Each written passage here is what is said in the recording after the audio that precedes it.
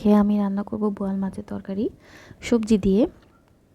সেজন্য তেল দিয়ে দিলাম এবং পেঁয়াজ দিয়ে দিচ্ছি, রসুন দিয়ে দিব, দিয়ে এটাকে একটু ভাজা ভাজা করব, লাল লাল করবো। আজকে আমি এতে কোনো বাটা মশলা ইউজ করছি না,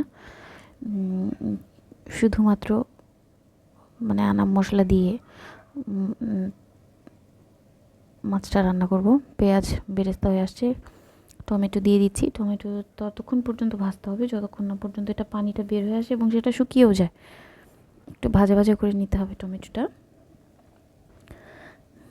হ্যাঁ, যেহেতু গুঁড়া বাটা কোনো মশলা দিচ্ছি না, তো এটা একটু ভালো করে ভাজা ভাজা করে নিতে হবে।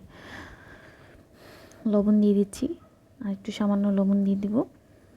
তারপর দিয়ে দিচ্ছি হলুদের গুঁড়া, তারপর দিয়ে দিব ধনিয়ার গুঁড়া। এবার সুন্দর করে একটু করে নেব। মরিচ দিয়ে দিব, কাঁচা মরিচ। তারপর দিয়ে দিব মাছ দিয়ে সুন্দর করে একটু রান্না করে নিতে হবে। তারপর দিয়ে দিব সবজি। এখানে আছে মূলা, পেঁয়াজকলি এবং আলু। এইটাই আমার ভেজিটেবল আজকে রান্নায় মাছের সাথে।